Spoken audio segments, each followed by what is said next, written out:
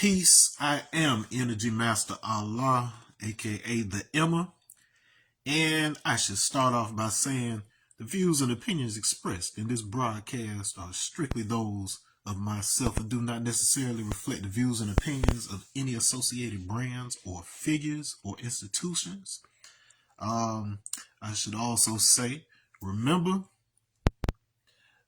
no matter what I or anybody else says, you should always filter it through the understanding that any given person, whether they are being honest or not, they are presenting to you exactly what you are meant to hear. So even within lies, the seeds of the truth are there if you know how to unravel it and know how to use context in your own research. So I'm not going to say that I'm right about things. I'm not going to say I'm wrong about things. But I will present as many receipts as humanly possible. And this is a very important conversation. If you saw the title, it does deal with why they want a holy war.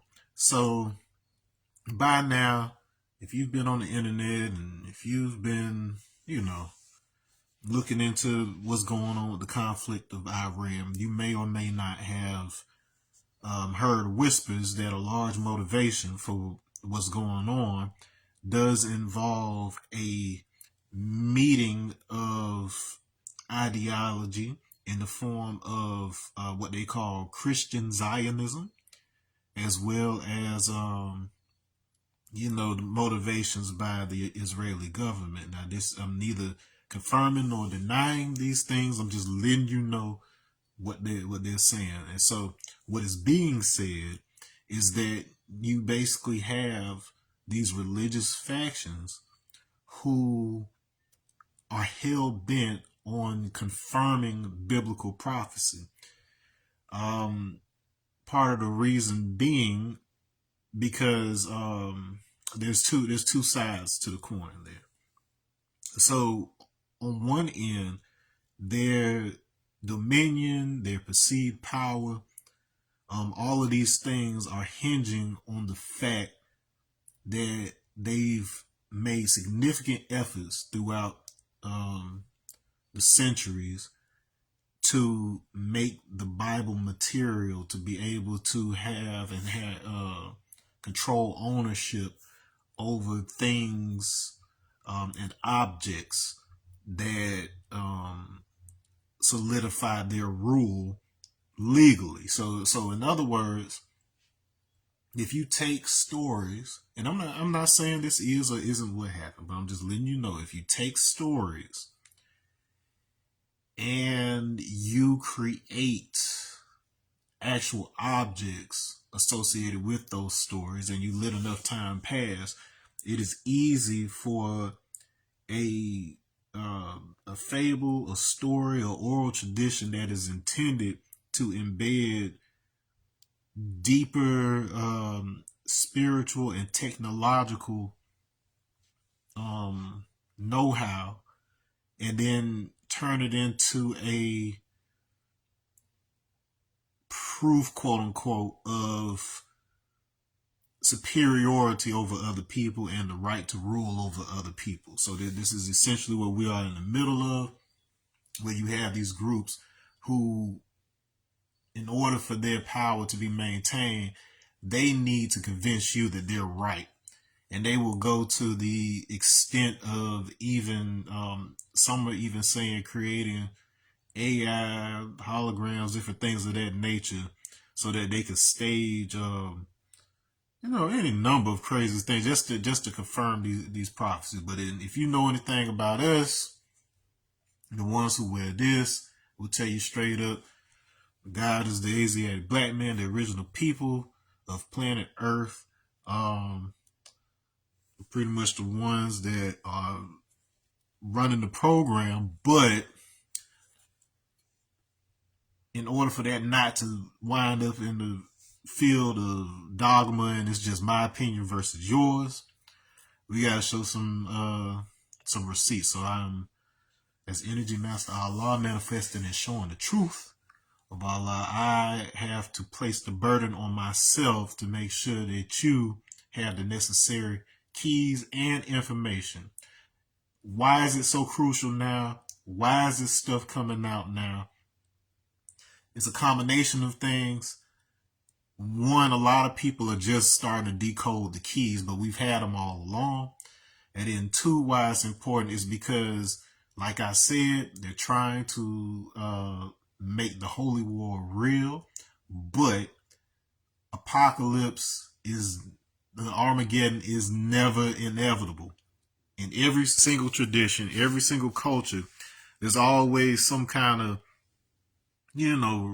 reset, in-game type of story, but this is always a warning, not an inevitability. What it's saying is, if you do the things and you understand what it's really saying, which requires a great deal of initiation in some cases. So a large part of what's happening now is because time is of the essence. And then I understand that society is such that you don't have the access and you don't have the time. The people who, let's say there's some elaborate pyramid initiation over in Egypt that teaches you these things. Well, the vast majority of us over here, we're poor righteous teachers, so we don't have fly to Egypt money, and even if we do, we don't have fly to Egypt time. But that's kind of the point, because if you're like me, when I first started, looking at the videos of cats like your Billy Carsons and whoever else, and they go on these elaborate trips to Egypt and so on and so forth, me being the guy, me being 5%er, when it comes to show and prove, it's not enough to take somebody else's word for it. So if I can't afford to go there and see it for myself, I know I'm relying on you and what you're doing. So as a result, that led to me decoding and figuring out things in ways that you can be the pyramid yourself. When I saw them pyramids over there, I was like, man, f them pyramids. I was like, I am a pyramid. And then that's the point of the pyramid, is to teach you how your body, your geometry contains the same information. So that's partially what we're doing here. So I'm going to get into the whiteboard like I normally do. If you haven't seen my last two videos, I strongly advise that you do. They are workshops that where I went through my own DNA chart to show you, where we really come from, and just to show you the receipts on some of the things that I'm saying. But today, I got a couple of things that I'm going to give to you before we get to the board. So I got a couple of videos that we're going to look at, and I'm going to start off by reading something so we can get into the bulk of it. So without further ado, let me get into it, because we've got work to do. If you really want to have an impact on this war from where you're at, wars aren't always fought with missiles, and in fact, the vast majority of them are won by simply dispelling and demystifying information. Because if you have people who are trying to fight entire holy wars based on their incorrect interpretation of the Bible, it doesn't take 10,000 people tops spread out. Like, you don't even have to be in one place. If you have at least 10,000 people on the globe who share the same idea, and you'll see why that's important to our species in a minute. Like, it's embedded in us. If 10,000 people have the same idea, you can rapidly change the entire mindset of the entire planet. That's one of the greatest mathematical secrets that's out there. That's not just foofy over the top spiritual claim or whatever. That's an actual mathematical fact, and it gets into concepts of power laws and criticality. So if you want to Google that stuff on your own time, you can, but I don't have that kind of time in this one video. We'll deal with that another day. I'm flip the camera. We're going to do some reading. Okay. This is something that I prepared to kind of give you a summary of what I'm talking about. And then you can kind of go through, break it down. Don't expect you to understand everything in here. The important thing is to relax, get it in your dome. We're going to break it down. Let's go. Okay. So this is a piece that I wrote with the assistance of of AI, because that's what we're supposed to be doing with it. We're not just supposed to be making funny videos and whatnot. This is supposed to be a temporary sort of vehicle for us, a Vimana, if you will, if you're into Indian Hindu philosophy and so on and so forth. But I know you have concerns when it comes to AI because of the power consumption and how it affects the environment, and that is why it is one of those things where you are supposed to use it in such a way to where you will not need it. That sounds wild, I know, but let's do this. All right. So this says the Mimetic Ark, recalibrating the logos in an age of symbolic decay. I know that's a mouthful, but like I said, bear with me, y'all. Okay. So human history is not a linear climb, but a cyclical struggle between symbolic literacy and mimetic decay. At the height of a cycle, symbols serve as keys to universal truths. At the trough, these same symbols become thought viruses, literalized superstitions that drive physical catastrophe. Today, as geopolitical tensions in the Middle East threaten a Kalki-style reset, we find ourselves at a critical junction where we must either decode our inherited myths or be destroyed by them. 1. The source code. Apotropaic magic and the evil eye. The cycle begins with the source code of human protection, apotropaic magic. Originally, symbols like the Nazar or the Eye of Horus were sophisticated psychological tools. They recognized the biological and social reality, the destructive power of human envy, and the uncanny threat of the unknown. The blue-eyed amulets of the ancient Near East were not objects of worship, but mimetic shields. They functioned on the principle of similia similibus curantur, which simply means like cures like. Using the gaze of the stranger to reflect and neutralize harm. This was spiritual hygiene, a way for early civilizations like Sumer and Egypt to manage the social friction that arises as populations grow and diversify. 2. The Great Forgetting, the Dark Age virus. A dark age occurs when a culture becomes disconnected from the esoteric meaning of its symbols. When the software of traditional knowledge is lost, the hardware or the physical ritual and images remains, but its function is inverted. We see this in the emergence of the blue-eyed Jesus in medieval Europe, a symbol that likely began as an apotropaic superward, adopting the features of the envier to protect the faithful, was literalized into a racialized portrait of divinity. The inversion of the word characterizes the mimetic plague. When people lose the ability to see the temple as a map of consciousness and start seeing it as a literal construction project, they move from internal calibration to external domination. This loss of logos, the rational divine word, historically precedes physical plagues and societal collapse. Think about what was going on before the pandemic happened. I predicted it months ahead of time along with a few other people, but that's a story for another day. 3. The Refugia of Truth, Atlantis, Noah, and the Ishango Bone. Our myths are the readme files left by previous survivors. The Noahic flood and Plato's Atlantis are not merely stories of water. They are warnings about the end of a software cycle.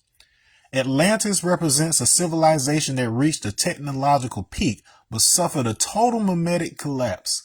Their pride or hubris blinded them to the spiritual laws of the universe. To survive these resets, humanity has always used refugia of data. Artifacts like the Ishango Bone served as mathematical anchors, allowing survivors of extreme weather or isolation to recalibrate their stories against the objective cycles of the moon and prime numbers, using ordinal logic to encode Proto-Afro-Asiatic words. In the 8th century, the Moorish restoration acted as a system restore for Europe. reintroducing the optics of Ibn al-Haytham to prove that poisonous rays, quote unquote, didn't exist, effectively patching the evil eye superstition with scientific literacy. What he's talking about there is the belief that the evil eye, that people with their stare, people who had light eyes, they actually shot rays out of their eyes that caused bad luck. So that's what that's all about. 4. Averting the Kalki reset, the digital Alexandria.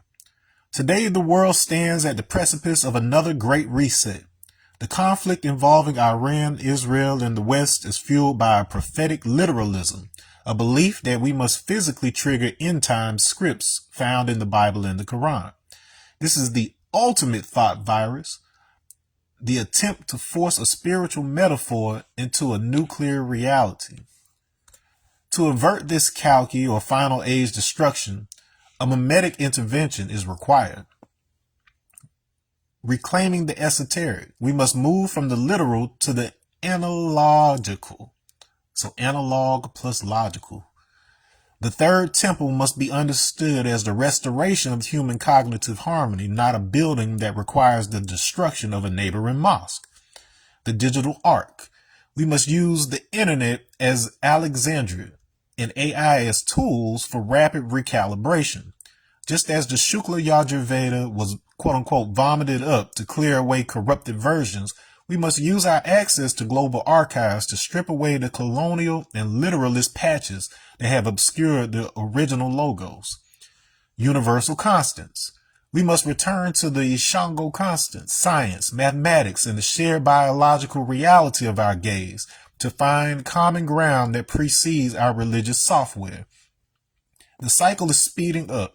We have the tools to reinstall the software of peace and symbolic literacy in a single generation.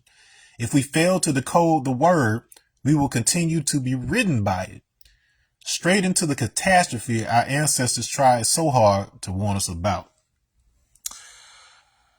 So I know that's a mouthful, and I know it sounds apocalyptic in a lot of ways, but this is exactly what we are dealing with. And like dummies, our species has run into over and over and over again. The difference is that now, whereas a particular way of thinking and a way of stabilizing the mindset of humanity persisted for longer back in the day, because people were able to go thousands of years in harmony based on a particular understanding.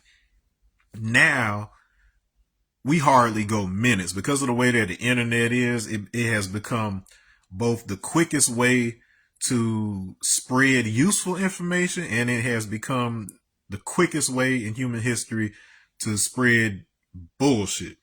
And so as a result, we're in a fluctuation like this, and we're getting to a critical point.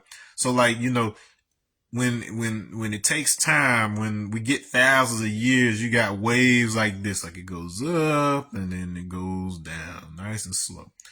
And the quicker those cycles, the quicker we go back and forth, the faster that those cycles go. So you start getting a wave, something shaking like this right here. And eventually the vibration is so fast that it looks like it's standing still. And then when it's doing that, that's when it pretty much looks like it's dead, right? And that's what ends up happening to civilization. And slowly but surely, it has to wind itself back up and try to get back to that nice flow where we have long periods of uninterrupted peace and evolution. All right. And so we're right here. We're right here. It's about to come to this standstill, and that's what's happening over there in the Middle East. And that's basically what the doomsday clock. So if you're familiar with the old doomsday clock, where we get to minutes to midnight whenever there's nuclear war, that's what it's talking about. But once again, it's not like cyclical time where it has to happen. It's just a matter of, if we don't change up what we're doing and what we're thinking, more importantly, then that becomes the inevitability. The timeline solidifies and we blow ourselves up, and then the next generation gets a chance to figure it out. But it doesn't have to happen. And fortunately, we have the internet and platforms just like this. So you we don't even need everybody to get it. We just need about 5% of you to get it. Probably not even that many. If we can get at least 10,000 people over time to just kind of understand this, you could save the world in a day. Like it's that easy. I know it doesn't look that way. And those 10,000 people don't even need guns. You just need to know the right things, say the right things with the correct timing, the correct coordination. And this ain't just speculation on my part. If you don't know anything about me, if you don't know anything about my music days as Chris Wind, aka Psychotic, on 2 occasions, I sat at home and engineered meeting my favorite, celebrity artists or groups or whatever else, and then made it happen by simply making the correct cuts, not hacking at reality by going out here and trying to force and make things happen. But me knowing the time and knowing the cycles, which I learned from those artists themselves. I learned so much from Wu-Tang just through the music and the philosophy. And then once I got knowledge of self for myself, I was able to drive that on autopilot. But essentially, by decoding the language, I knew exactly what to do and when to actually start working with Wu-Tang Clan. I co-hosted Mook in the Morning for a good extended period of time. I am the only act other than Wu-Tang Clan themselves that was ever signed to Protect Your Neck Management. All the other artists, all the other affiliates, they were signed to the newly formed Wu-Tang Management that came after that. But the initial imprint that Mook had was Protect Your Neck Management. So I'm living proof. I always bring the receipts, but I'm not going to linger on that too much because we've got a lot of work to do here. Okay, so now we've done the read, and now you get to enjoy a little bit of video. So what I'm about to show you is it's the trailer for a documentary that came out on Netflix. It's been a few years now. No, it was 2024. It wasn't that long ago. But it's called The Antisocial Network, Memes to Mayhem. If you haven't seen this, you need to see it. You need to watch it. Why? Because it explains a great deal of what's going on now, how we got here. And I think the trailer will cover a good amount of it. So without further ado, let's look at it. We'll talk about it in a minute. Here we go. Do we even know who is this 4chan person or website? 15 years ago, we were just dumbass kids. If you can't hear it, let me know in the comments. Sharing jokes and memes on the internet. Their name comes from their secret website. 4chan. It was things that you would not see anywhere else online except for there. There was definitely a lot of stuff that was super edgy. Being totally anonymous gave young people the opportunity to vent their thoughts and opinions without being judged for it.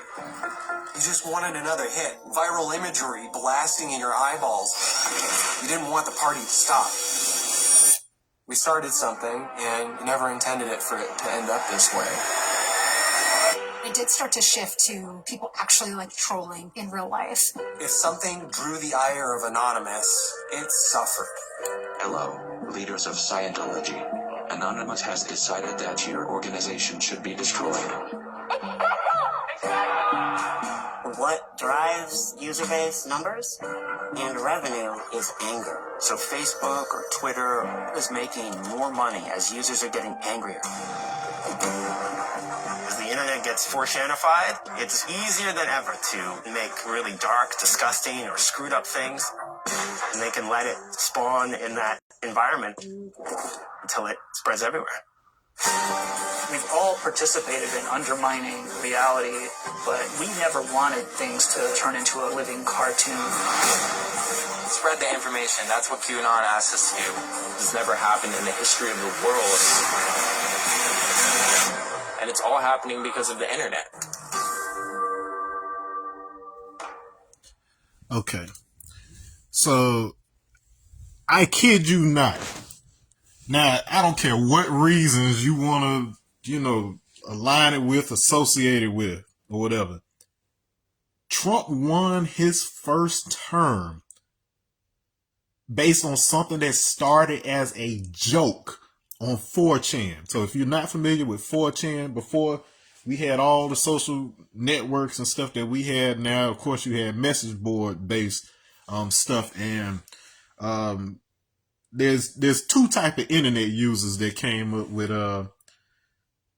around the time of my generation and a little bit before. So I was born 86, so I was right on that cusp. I was like with like the pioneer group that was like starting out with AOL and the chat and all of that good stuff. The generation that came behind me, like the ones that were maybe like 2 years or a little bit more younger than me, they went the entire opposite direction. It was basically like my group, we basically became the ones who wanted to become real life superheroes. The group that was after me, they pretty much wanted to become virtual villains. So in other words, they took the route of villainy, but only online because they felt there was no consequence. And then all of a sudden they started to realize that they could actually make stuff happen just due to the way that the law of numbers work. Like it's just a mathematical fact that if you get enough people with their mindset moving in the same direction, eventually you're going to have a situation. Peace. I see Jasmine in the building. What's up, family? And then you know some of the backstory of this too, because this same technology that I'm describing right now was how the Mavicus was built, or whatever. Like the whole concept of the logo, how the software was plugged into the like the Wu-Tang psyche and so on and so forth. So it was like a whole thing, and that's what it mostly was. It was me testing that out because I did it successfully with George Clinton, but I didn't realize that's what I was doing at the time or whatever. But then once I realized what had been done, like how my cousins and I basically used Naruto or whatever to hack the music industry for a little while or whatever, I tried that again and then it worked, and then I actually got to work with Wu-Tang. So it's like, this isn't speculation. This is actual history that I actually was there for myself or whatever. But this whole thing that they just described in this video, the anti-social network, if you want more details on how that happened, how we got to where we are now, how the Capitol riots were assembled and them folks act like they didn't see it coming or whatever, watch that. And then there's another one that you can look at as well. Let me flip this.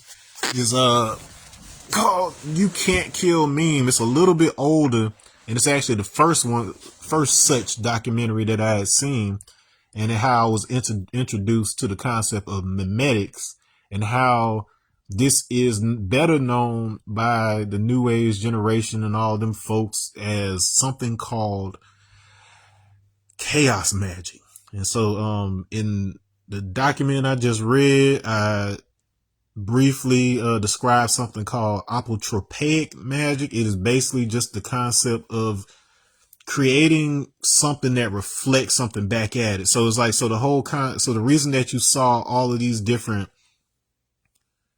amulets and stuff from like Sumerian times, like they would have these alabaster white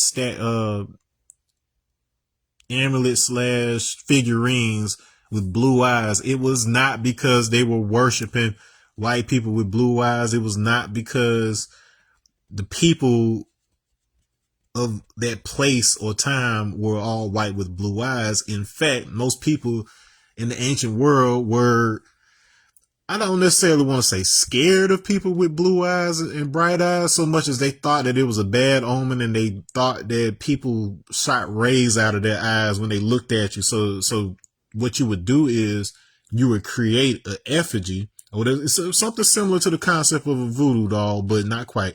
But you would create something that either reflects that thing back at itself more powerfully, or you would create something to scare them off. So that's the reason why you had gargoyles and stuff like that on churches. Like this was an old practice that understood that if you wanted to scare something bad away, you had to create something that looked more scary and then scare it off. It was not some worship of some demons. It was not worship of white people. The ancient thinking was that you could avert the bad luck. You could avert the things that you fear.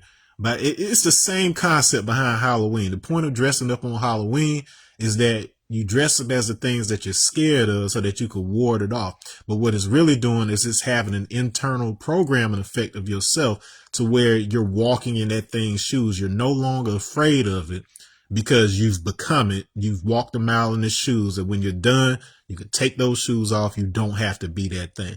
But you can see that what I just described has been screwed up every which way from here to Sunday.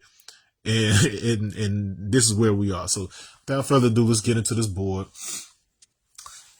It says, oh, look at that. It's the same title as the document I just read. Okay.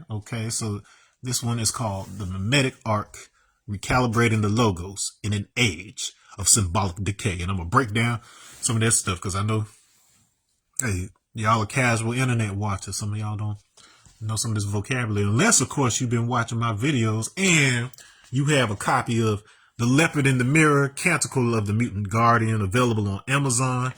A physical book, because if we don't get this done, y'all, it ain't going to be no digital nothing. All of your life, all of your history, all the photos you have of your kids, everything is online and digital right now. So all it would take is a solar flare that you're not expecting. Peace, I see my mama in the building. All it would take is a solar flare you're not expecting to just knock out the whole electrical grid. And then most of y'all are going to know how to do math on your hands. I passed my SAT. I had to get an 1100 on my SAT to get a full ride at Florida A&M. And I went in that bit, no calculator, because I didn't know I had to bring my own. Did it analog, and then ended up getting a 1210. So 110 points more than I needed, and I got into college. So, but that's not most of us, and I know it, and that is why I'm doing this right here, right now. So you will be prepared. Okay, so let's get into it. So mimetics. So this is where the word meme comes from. So it's not just a funny picture that you share online. It's an actual concept of a cultural unit, which could be art, ideas, puns, jokes, all kinds of stuff like this. It's a cultural unit that basically multiplies itself and reproduces in a manner that is very similar to genetic reproduction. So the same way that you get with somebody and y'all have babies, ideas do something similar, except they are not weighed down and limited by physical biology. And even in that description right there, that should show you why ideas are more powerful in a war than the actual guns and things themselves. Yeah, you can kill people and you can blow stuff up and blah blah blah, but understand, you cannot go to war unless two people have the idea first to go to war, and they have an idea of what they will gain or lose by doing so.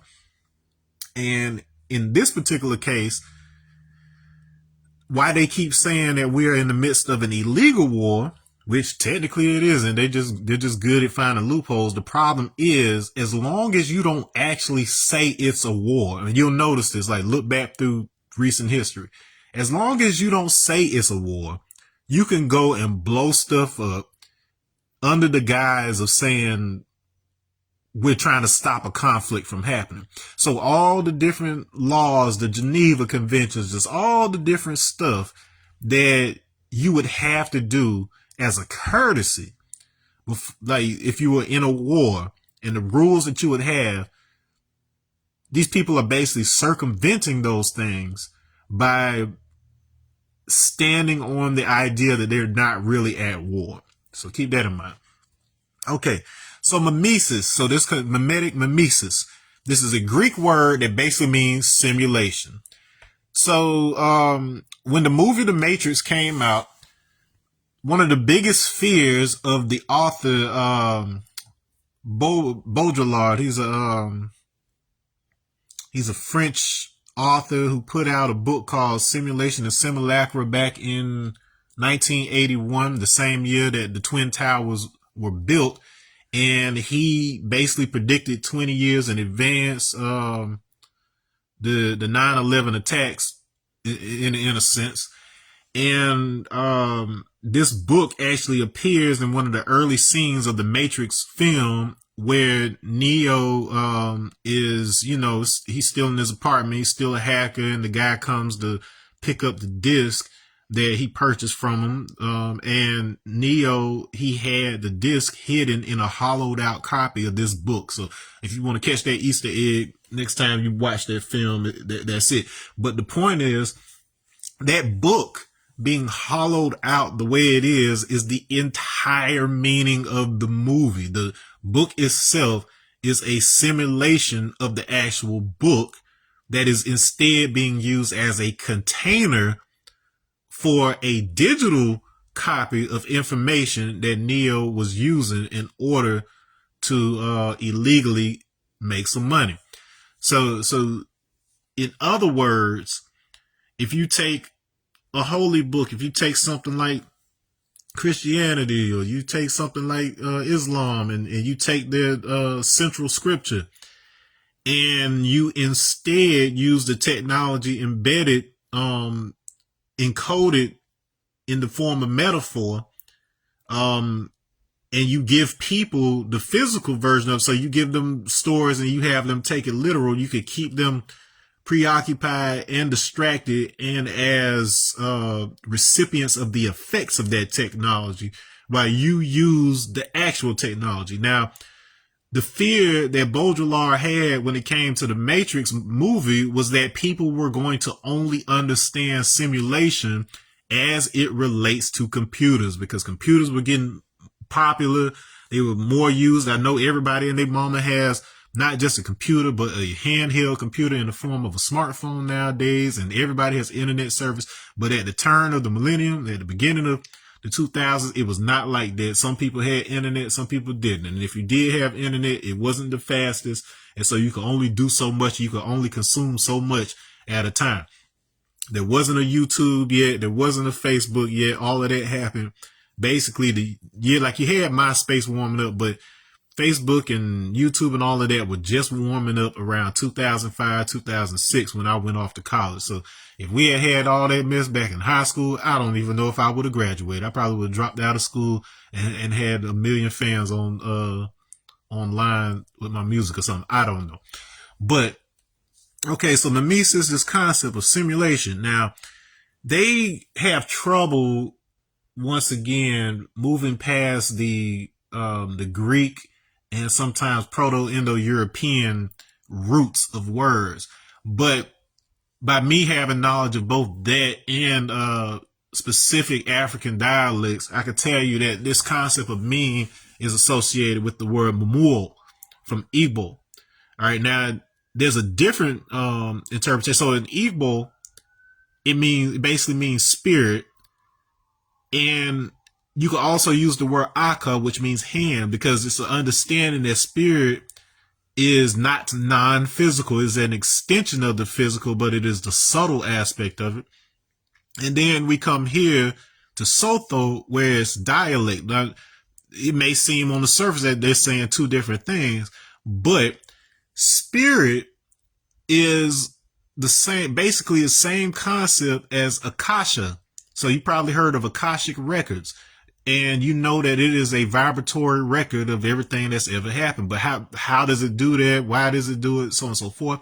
In order to demystify that concept, Akasha comes from the Vedas. So Vedas just means knowledge. So the same source of knowledge that the Vedas, the Quran, the Torah, they all come from a vibratory quote unquote database, if you will, that pre-exists physical existence. So it's the primordial vibrations of the universe. It's just something that's written on the fabric of reality. And if you know how to tap into it, you can extract the same information. It's not going to be worded the way you and I speak. It's more mathematical. It's the equivalent of what they're doing with quantum physics and quantum sciences. Like, you've got people paying hundreds of thousands of dollars to go to school and understand this stuff, but the only difference is the words that they're using to describe these things. This information, this knowledge has been around since, and then I know a lot of people say this, but then once again, I always show the receipts. This technology, if you will, has been around as long as we've been around, hundreds of thousands of years. And it's existed before even that or whatever, but we just deal with the rise of Homo sapiens. And I'm going to break that down in a minute. Now, of course, these forms of African spirituality and these language systems, they follow a similar, the reason that they don't get acknowledged for, being involved with advanced coding and quantum physics and binary logic and stuff like that we use every day without even thinking. It's for the same reason that it took hip hop started in 1973, and you first had people teaching college courses on it within the last couple decades at the earliest, right? So why did it take 30 to 50 years before you could get to a point where you could teach a college course on it? Did it have to do with the interest in it? Because when it was only a black thing, could most of the hip hop fans afford to go to college? I don't know. But more importantly, the reason was we never had to explain how we were doing what we do. If you're a black person watching this right now, think about how much stuff that we're able to do that we've never even thought about how to explain it to somebody who can't do it, because everybody we hang around can do it, and we've never had to explain it to each other. It's only when we start interacting with folks who aren't born with the rhythm, with the folks who don't understand the vernacular and the context behind it and so on and so forth. It's only when we deal with those people that we actually have to sit down, buckle down, and actually think to ourselves wait a minute, how am I doing this? And so that is the cycle that we as a species have consistently done since our beginning. That's why we're called Homo sapiens. So to break it down, Homo actually comes from Somo. So if you've looked at my previous videos, what you have in Indo-European languages is this phenomenon where one half, the Avestan half of it, they would use H's in front of words, and then the Sanskrit half, they would use S instead. And then in descendants of those languages, you oftentimes had the prefix consonant. You have that, let them just disappear altogether, because they just get tired of being confused between the two, so they just drop it all together. It's called S-mobile is what that's called in linguistics. Okay, so Homo basically means same, like, of the same kind, and so on and so forth. And that makes sense within the context of other uses of Homo that you know. But sapiens is an interesting one because it deals with a senses. It deals with so it literally means wisdom, but what it actually breaks down to is dealing with the senses, particularly taste. And when we use taste in the terms of these roots, it's basically mean to try. So it's basically you're trying something out. And so what the simulation is, they refer to this as Manu, the shared intellect that makes us human. So what makes you human? It sort of has to do with the way your body is shaped and, your physical characteristics, but the physical characteristics are themselves just a manifestation of what's necessary for us to have the same intellect. The best example, and I'm actually getting ahead of myself because this actually gets into what the rainbow of Noah actually means. But in my previous videos, I've talked about how the way that a rainbow works is that when light shines through a droplet of water, because of what's called a refractive index, just means how light is affected when it passes through it. So does it bend the angle of that light? Does it slow it down? Does it speed it up? Like all these things are the refractive index, or RFI, of a substance or a material. Everything that but basically everything has a refractive index, and sometimes it's 0 if it doesn't allow light to pass through, but everything affects light when light hits it. And anyway, so these drops of water, they have a refractive index that splits white light coming in from whatever source, usually the sun, and it splits it into the rainbow. So it splits it into the 7 colors that we perceive as the rainbow. There's a lot more colors in between there, but then that's just like splitting hairs. That's like overtones in between them. But then we have 7 quantum colors, if you will, the ones that we can easily separate one from another. All right. And it's like, just like the 7 notes on the piano or whatever. Yes, you have half notes and whatever else, but the main core hitting frequencies is 7. This is a structure that is throughout the entire universe, and it is the base of how things are built in this universe. So anyways, so the droplets, because they all have, it's billions. Like when you look at a cloud, there's billions, there's so many little bitty droplets that make up that one cloud. But what happens is, because they all have the exact same math inside of them, those little rainbows that each one of them creates when light passes through it actually combine into a single rainbow.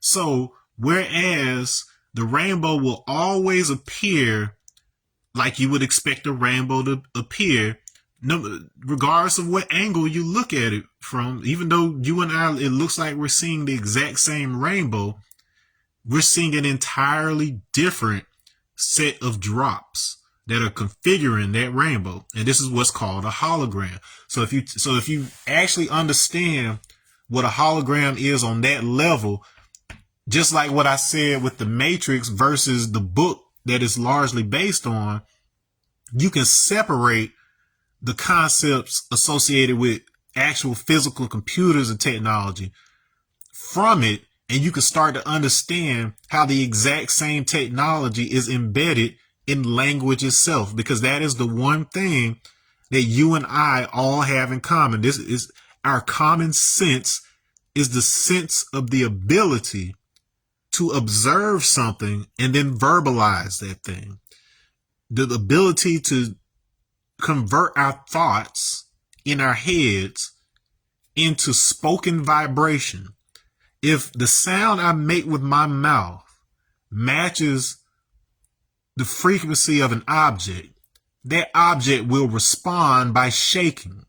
If you've ever seen, they do it a lot as a joke in TV, but especially in the 90s, but this is based on a real thing. If a person hits a high enough note, and Mariah Carey can actually do this. I don't know if she can still do it, but I know once upon a time she was known for being able to do this. If you hit a high C if you hit that note high enough, you could actually cause wine glasses to explode. Like they would just break. Like look this up. It's basically just a common feature of physics with resonance. So it gets into sympathetic resonance and the concepts that we've been talking about with apotropaic magic. But at the end of the day, the science behind it is this concept of, if you use the sound that matches the frequency of an object, that object will begin to vibrate on some level. For some materials, they vibrate more violently, or they respond a little stronger than other materials. But glass is definitely one of those things that where if you match the correct sound, it'll begin to resonate. Okay. So anyways, that's all to say that the Homo sapien experience, the thing that actually makes us human above and beyond all else, is that we have a holographic experience of reality that makes it seem as if we're all experiencing the exact same thing. But the fact of the matter is, you have never experienced anything outside of your body. What happens is you're surrounded by electrical fields throughout the universe, and then your sense organs like your eyes, nose, ears, tongue, whatever else, your skin, they interpret, they send those signals, they capture, and they so they're kind of like antennas that capture those signals and then send it to the brain, and then it's the brain's job to then interpret those signals and then create a picture or sound or whatever else. So each of your senses is essentially a holographic projection of the electromagnetic light information that you are receiving from all directions at all times. And what makes you of the same species, what makes you human, is that we interpret those signals the same way. So I'm not talking about how you consciously interpret things. That's a whole nother layer to it. But what I'm saying is, on the DNA level, there's a specific way that your brain assembles reality. And because all of us have that same base DNA, we all interpret reality in the same structure. Now, this is where the mimetics, so that's the genetic side. So the genetic side is the part that you can't help. It's just part of your hardware that you interpret reality a certain kind of way. Like, you only have so many tools to do it with, and that's your senses. Now, where mimetics comes into play is the layers on top of that that are unique to us, because we interact directly with the logos. So if you don't know what the logos is, especially if you are a Christian and you don't know what the logos is, that's pretty much why we're at war right now. Because the first iterations of the Christian Bible, which is the New Testament, were the letters that were written by Paul. And these preceded a lot of the storytelling gospels like Mark and all of that by quite some time, by a few years. And so what Paul was essentially doing as a Greek Jew, a Hellenistic Jew, was that he was basically translating concepts that were part of ancient Greek thought, like Plato, Aristotle, these kind of guys. He was translating concepts into the Jewish text, because part of the reason for doing so, the purpose for that knowledge, it's never about creating a religion or controlling people until that's what it ends up being used for. Essentially, it is all about calibration. So this is why we're talking about recalibrating here. There's a mathematical structure to these stories that translates using geometric principles in order to make sure that you and I have the same meaning, that we are able to experience a holographic understanding of the things that we're talking about. So it doesn't matter if I'm black, white, Jew, Hindu, Japanese, it doesn't matter. So long as your stories and your teachings have been calibrated using these underlying universal facts of math and science, I'm able to look at your stories and immediately understand how your symbols and your words correspond to mine.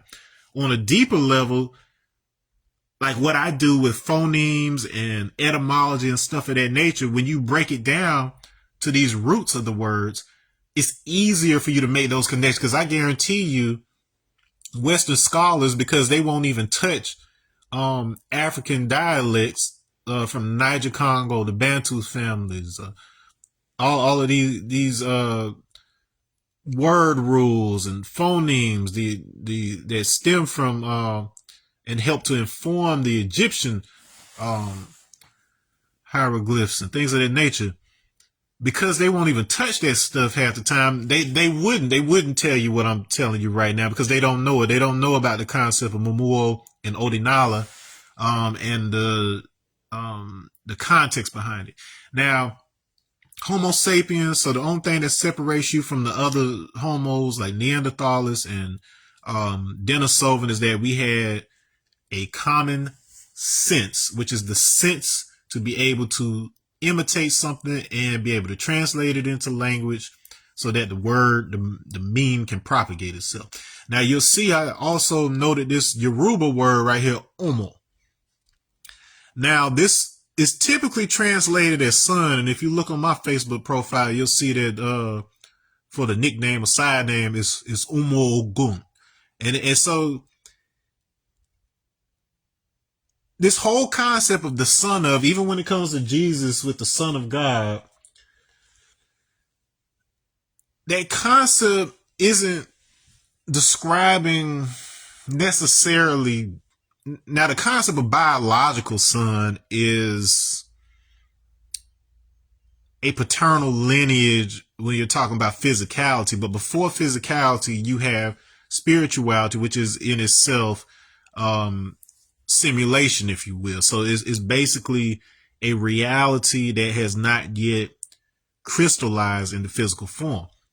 And so following this etymology of homo, somo, sim, same, it also deals with likeness, resembling, or being of the same kind. So to say I'm Homo Ogun is not to simply say I descend from them, because when we talk about these ideas, when we talk about spirits, when we talk about these entities, you're talking about something that is operating outside of our four-dimensional timeline. We deal with a one-dimensional straight line representation, simulation of what time actually is.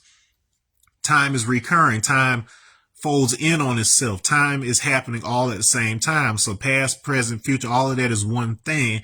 But in order for us to live and exist the way that we're living now, having a solid reality, you have to slow that light down, and you have to separate it into moments that are then strung together in a blockchain-like string of events. So we perceive a stable, flat reality because of these interdimensional processes that are happening. I know that's a lot. I know it sounds like a lot, but just bear with me, okay? That is exactly what I just described, is exactly what we're doing with language. We are essentially beings without dimension because we're part of the whole, where there is no difference between the divine spark that is animating you, which is you, but you just don't experience it as such because you're in a simulation. It's not something somebody put you in. It's just the nature of our threefold existential nature. So the same way that you have the Holy Trinity in the Roman Christian context, it is actually telling, this is not something that's three separate beings. It is three stages of the same being going through a cycle. And so you, as a solid state, you are the child, you are the son aspect of God.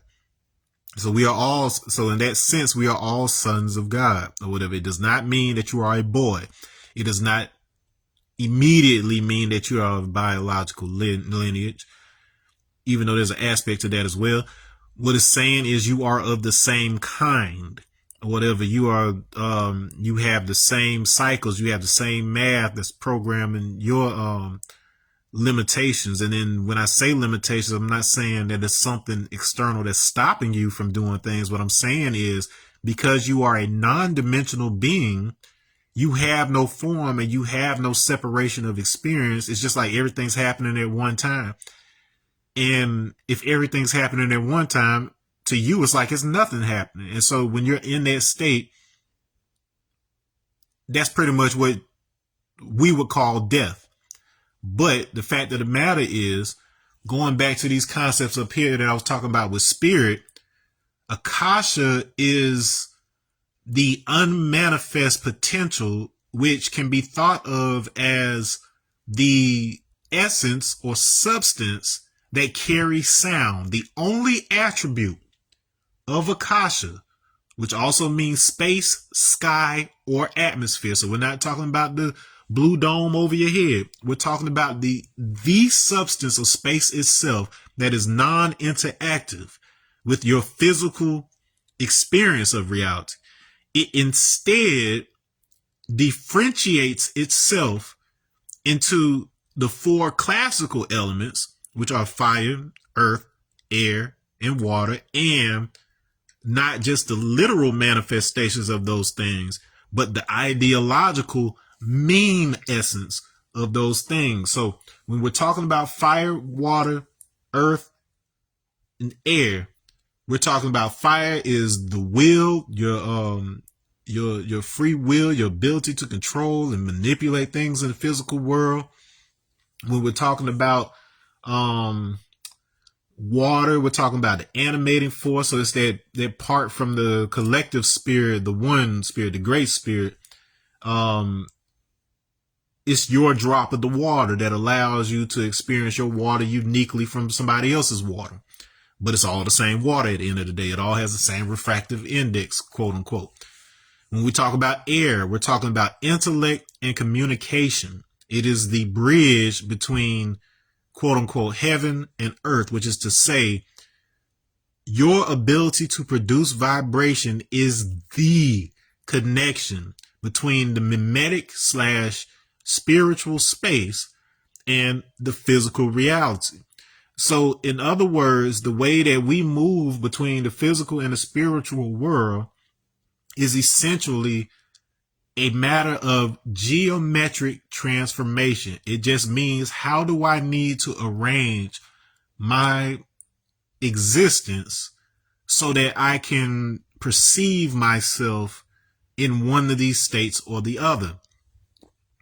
The spiritual plane, I know they say to some extent, like, we come from the spiritual plane and then manifest into the physical and so on and so forth. But what you're actually dealing with is an unmanifest reality. And this is what people are really referring to when they're talking about a supreme being. When you're talking about a supreme God that is the oneness of all things, and then is the oneness behind all things, it is the undifferentiated, because it has not yet manifested. So it is limitless in that regard. Now, it does not interact. I repeat, that aspect does not interact with the physical world directly. It instead acts through what we would call the feminine, which is the Eke in Igbo. Eke, as far as we are concerned, in its physical manifestation, is the state of matter we call plasma. So everything in the universe was plasma. It was charged particles at first. And then those charged particles began to arrange themselves according to the schematics that it inherited from the masculine aspect, which is unmanifest. And because it is unmanifest, it exists at all times and in all places without directly interacting. So the math that underlies all the things, there's a common theme. There are common calculations, common algorithms, common equations that operate everything in physical reality. And these can be thought of as thought forms. When you engage in certain spiritual practices that allow you to either have out-of-body experience or otherwise enhanced experiences, all you're doing is translating that math and those vibrations into virtual experiences. So what we call the spiritual world, when a shaman or somebody else is talking about either leaving their body or otherwise going into the spiritual world for information, all it is they're using the computer, quote unquote, that is embedded in the very structure of our soul as a being, in order to project for themselves a reality that is more like our 3D physical reality. The reason we come here, because we are non-dimensional beings, we are engaging with every dimension at the same time. And once again, if you're experiencing everything, it's just like experiencing nothing. And so the reason we come to this organized physical reality is so that we could learn stability, so that we can learn that even though we are God, even though we are free to do as we please, it becomes chaos. And the word chaos comes from chasm, which is space. So that's the tie back in. So Akasha, spirit, is space. So all chaos is unorganized matter. When when matter is not in a stable, organized form, we pass right through it. That is why air is invisible. It's made up of matter just like you are, but the particles are so loose and chaotic, quote unquote, that you experience it as a chasm or a space that you can move freely through. That should clear up 80% of the questions that you may have in life already right there. Now, logos. So logos is the word. So we refer to Jesus as the word in the Bible. Now, was there a physical man who lived? Answer is very likely, but he was not the only one of this Christ tribe. And then we'll talk about that in a minute. The purpose of the Christ, which is probably more likely related to, in Egyptian, it'll be something like kares. So you get these words that are very similar to that. Kares, Karush, Karesh, Cyrus is in there. The word crystal is in there. Kailash. It's a number of words. Even my middle name, Christopher, and that's not by accident. I was born, in the West, I'm born Christmas Eve, but I'm actually born at the exact crossing point, of sidereal Christmas. If you read Leopard in the Mirror in the commentary, you'll see what that means. But basically, the exact moment that the earth was positioned, for Christmas Day, at the prime meridian at the center of the planetary sphere or whatever. That's when I crossed over into physical reality, when I left my mom's womb. Okay. And, anyways, the logos is defined based on the Hellenistic Bible. The original form of the Bible is described as the governor of the universe, the creator. I put this note of the liver because in your body, the liver is the governor. It's the one that decides where energy goes after it enters the body. It's the distributor. And so when you think about the purpose that the word is supposed to serve for the universe, the creator aspect, what it's saying is we all come from this one source essence. And creation is essentially the act of differentiating one thing from another. That is what you do when you are speaking. When you name things, you are differentiating and separating one thing from another in your simulation of reality.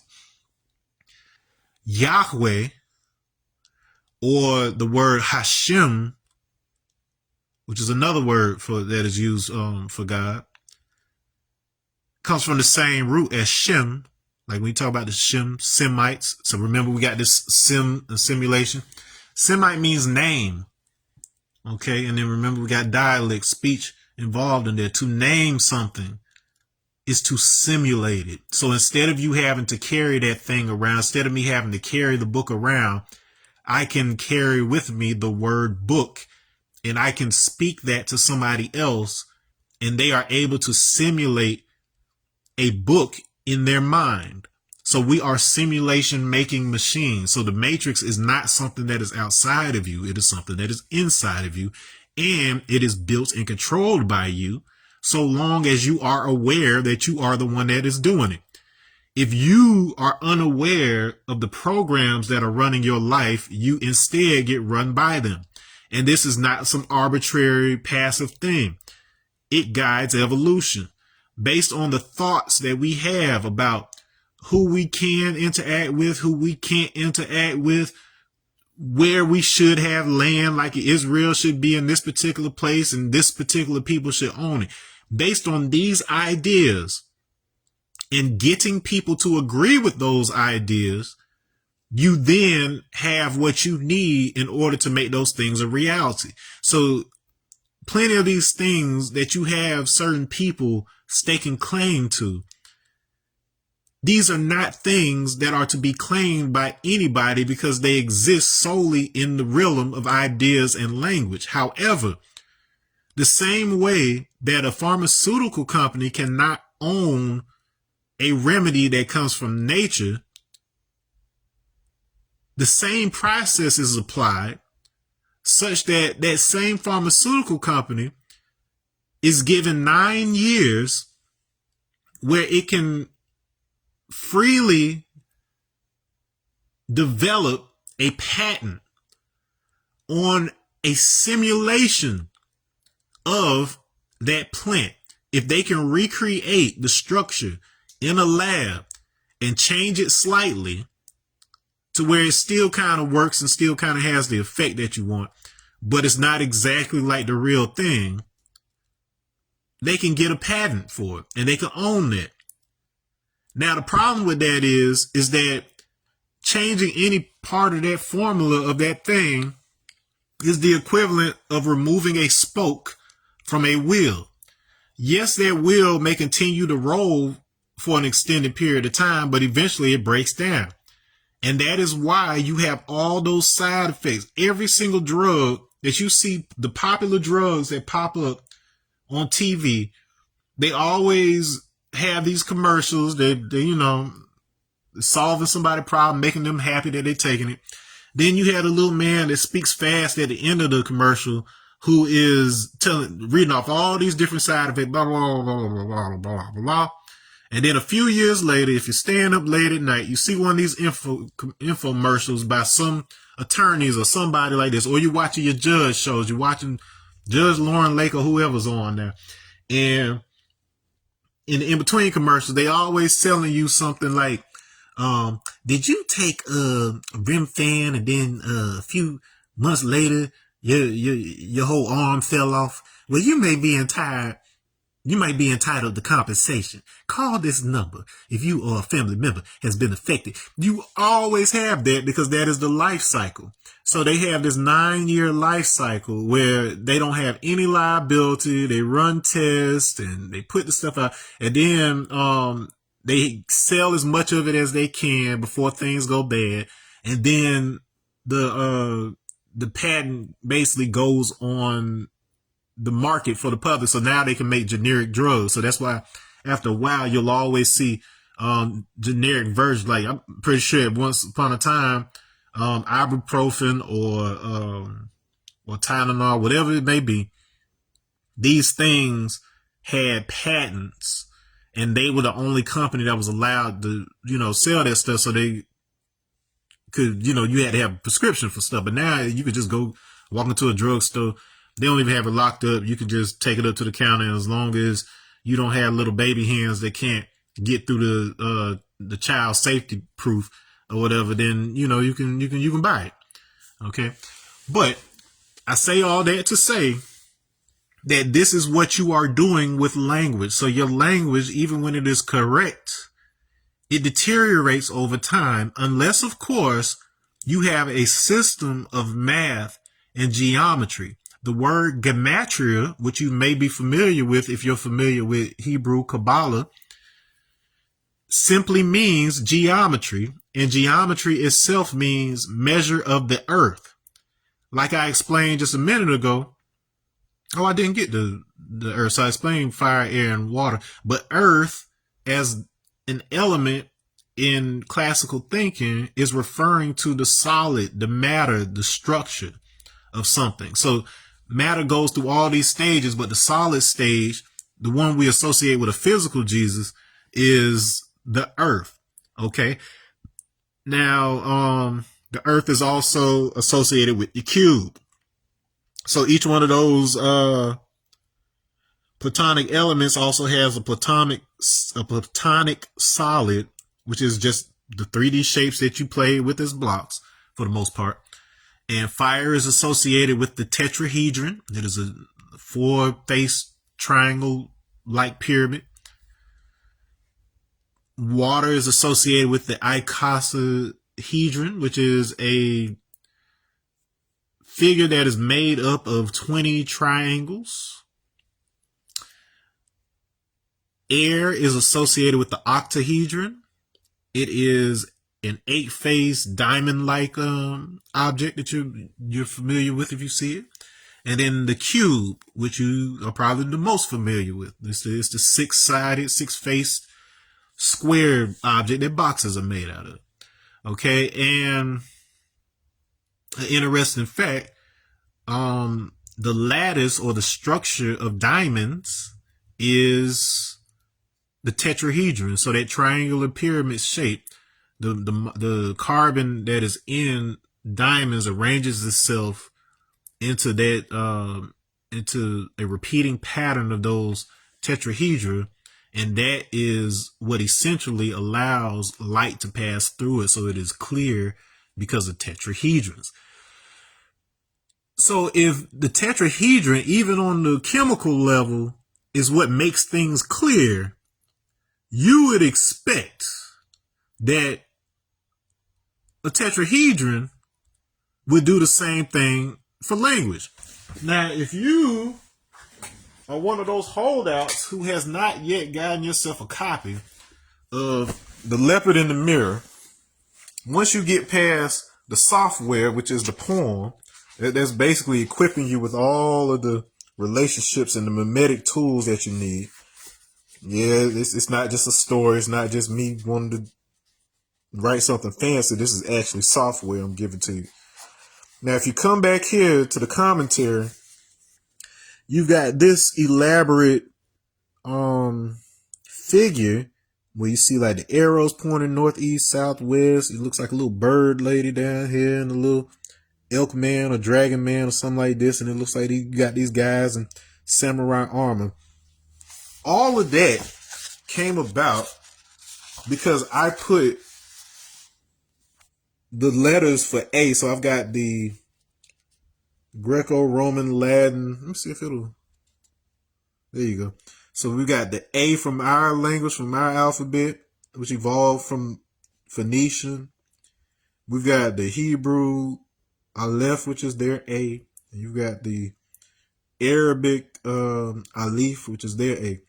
I assembled these with it like it's a long story for how I even figured this out. But I assembled those guys inside of a tetrahedron. I paired those up with a reverse tetrahedron that contains the syllable from Sanskrit. So this is the sound vibration. Whereas these are the symbols. So if you look at those as the earth, the actual physical symbols, and then this being the sound that will run through it, I combined those and I noticed that it looked kind of like a little man inside of a house.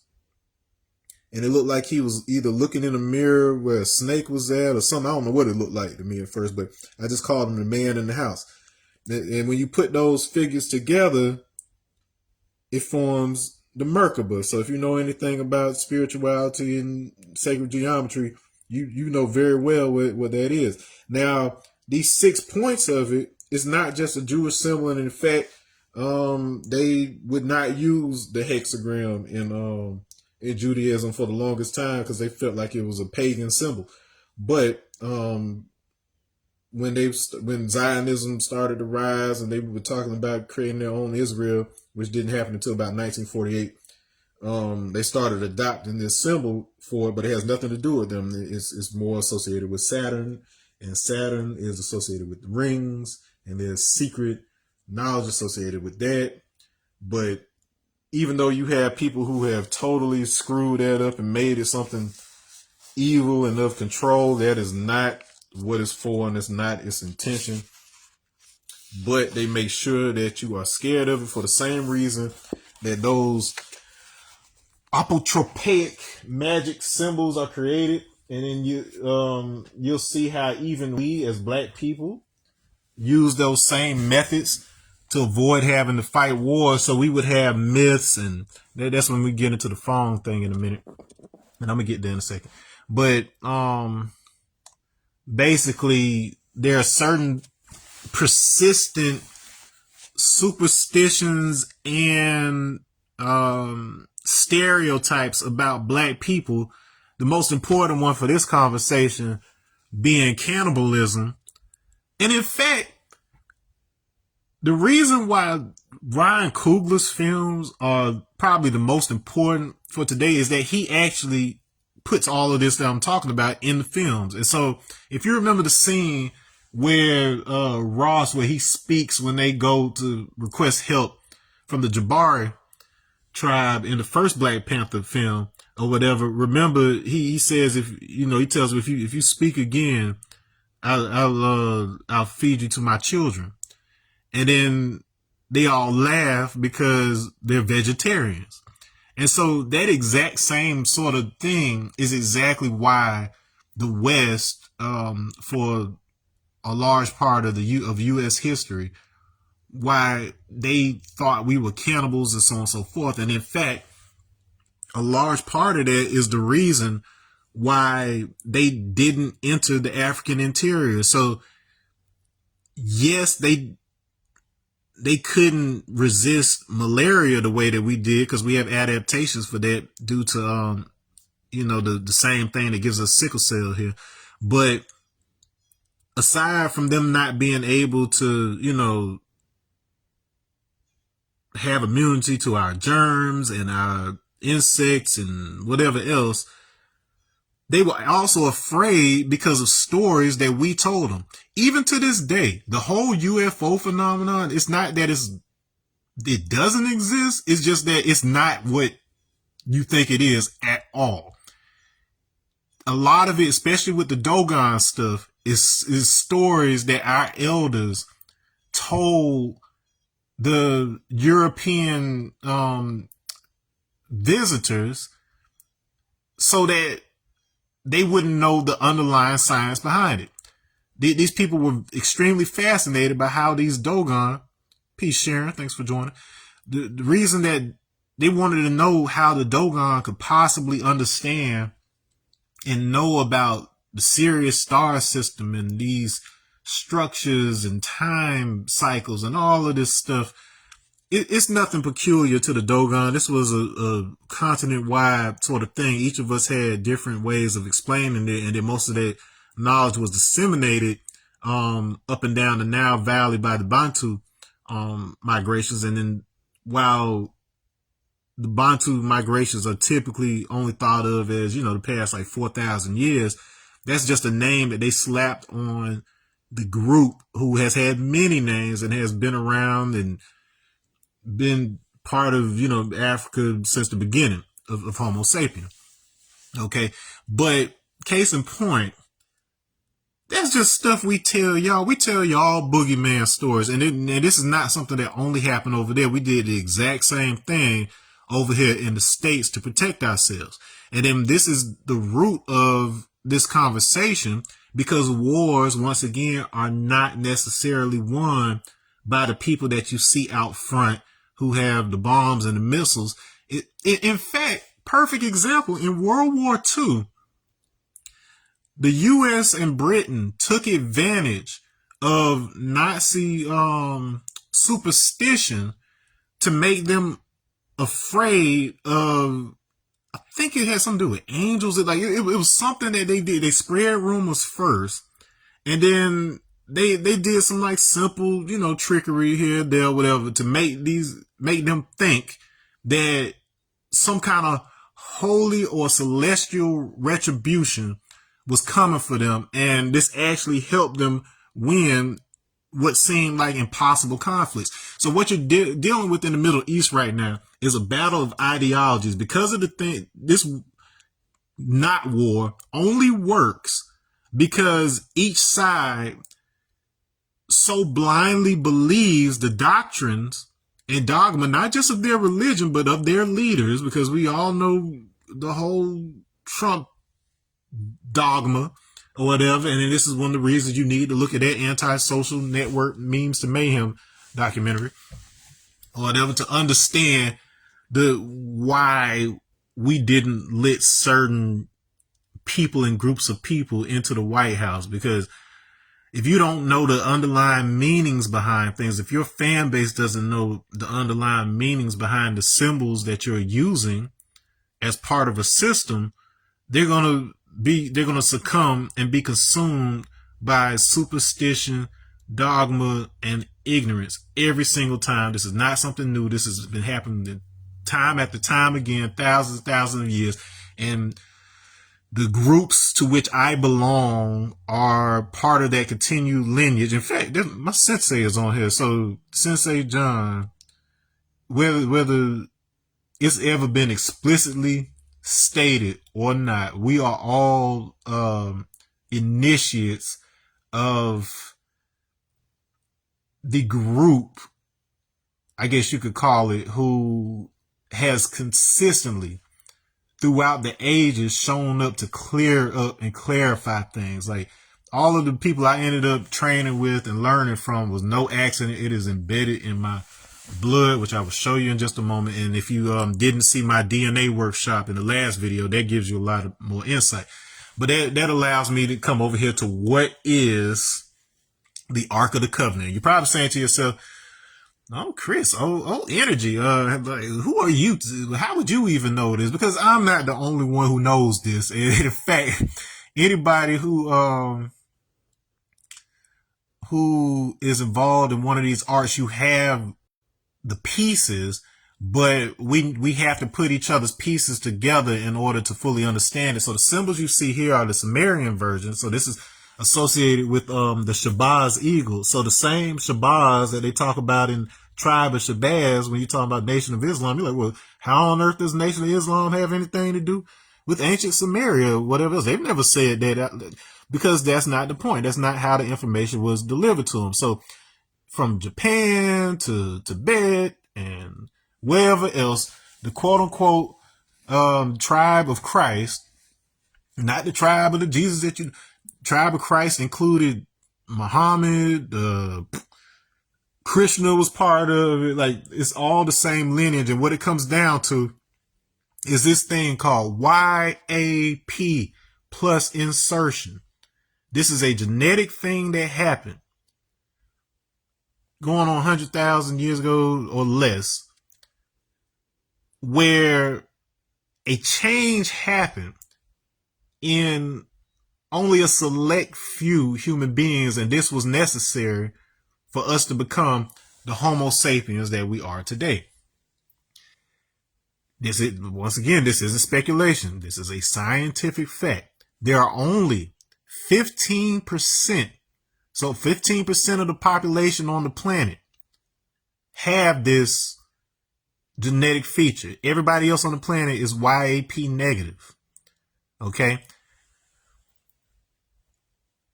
What it does is, and it's been intentionally preserved by secret societies. It's been intentionally preserved by shamanic lines and priesthoods and stuff like this.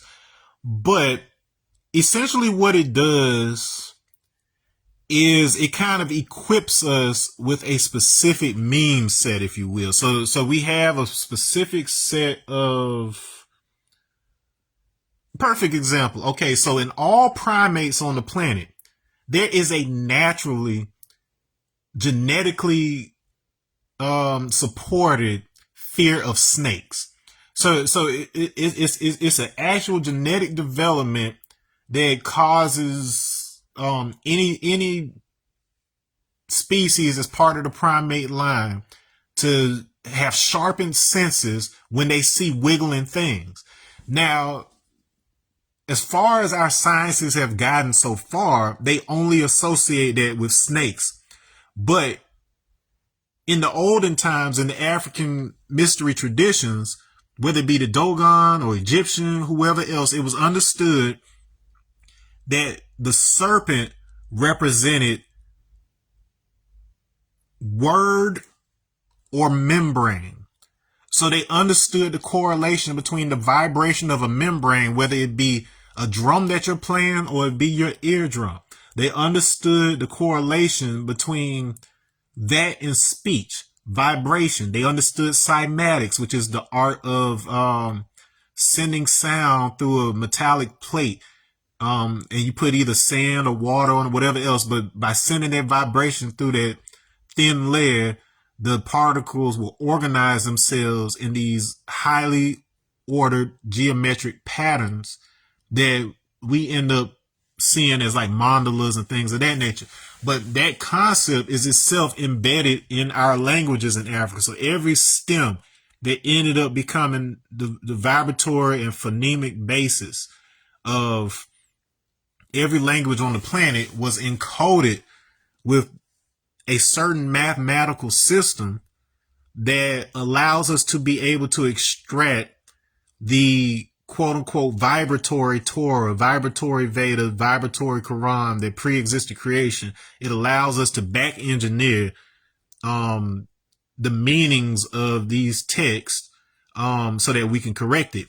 And so with this particular line, who has performed various initiations and things of that nature, is basically tempered ourselves such that we can recall this stuff. And so a lot of the stories that you get of things like fallen angels and watchers and all of that good stuff, what it actually is people who have ascended and who choose to return. So you don't have to come back.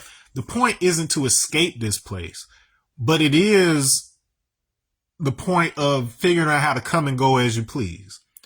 And one of the only reasons that you would come back is to protect your family and be able to teach the next generation so they don't make the mistakes that we did before. Now, I know this sounds like it's getting into some metaphysical whatever, but when you understand the quantum sciences to the level that they did,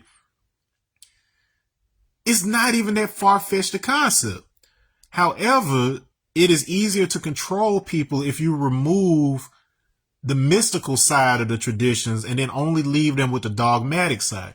Now, despite there only being roughly 15% of people on the planet with this YAP plus feature, if you are a black person, a black male in particular, because this is the paternal line, so this is the Y DNA line, you very likely have this. In America, 60 to 65% of black males carry this YAP plus because it all ties back to the line of the original man. So the first, so the Y ancestral Adam. From that line, it diversified into the B line in the continent of Africa. So before they left, and then and in the A, now the start of it started out in Cameroon, like around in that area. So Central Africa, South Cameroon, somewhere around here.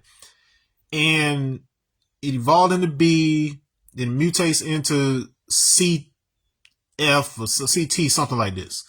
Now, this C group is essentially the parentage of every other group outside of Africa. So every single person, the vast majority of people on the planet have this CF group.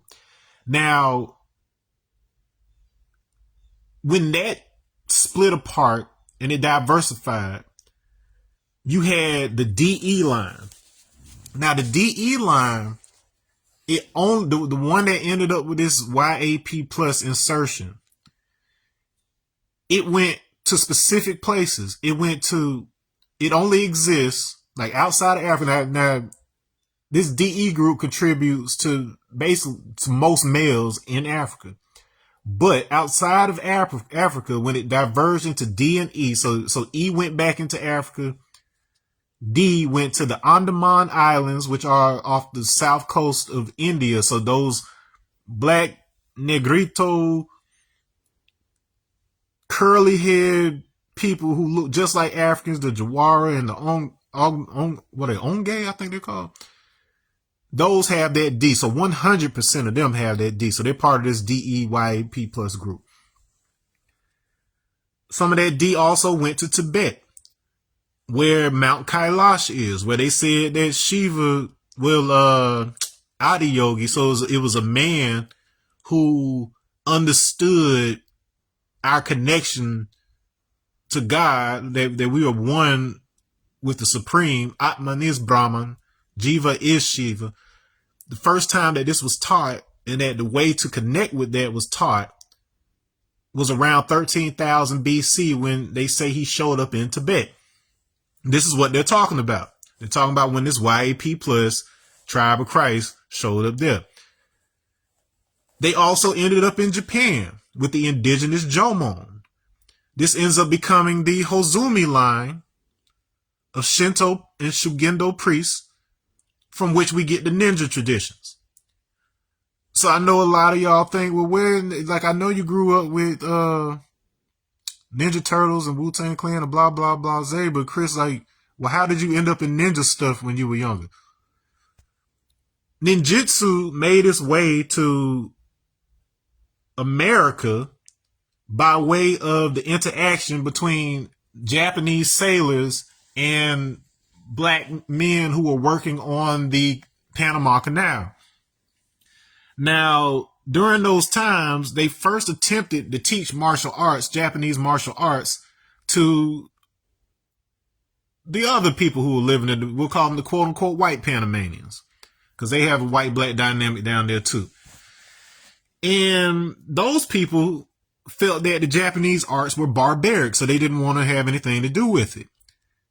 However, the African descended Panamanians took to it, and not only did they engage with it, but they excelled to the degree that they were entered into competitions in Japan, and because of their taller stature and strength and application of those techniques, they defeated a lot of masters that were over there. So from that point forward, this was one of those places where the martial arts of the East were a pillar in the black community. And so you had individuals like Professor Ronald Duncan and others who were involved with it. And of course you had a lot of great black martial artists that were pioneers, in spreading and bringing that. But then most people only know about the ninja arts after Stephen K. Hayes brings it to the States. So he got really popular for his time. He spent time in Japan, came, wrote a lot of books, and most people think that he was the only guy ninja in out here. But I mean, it isn't the point to kind of be in the shadows. Now, those same arts, that same lineage of thought that was part of these traditions, it was found in Nigeria. So there's concentrations of this DE. So they say that originally they thought that it originated outside of Africa, but they found that it actually had its beginnings in Africa. People left and then they came back. So they knew how to get out there to Japan and come back. And this is how the Silk Road was established.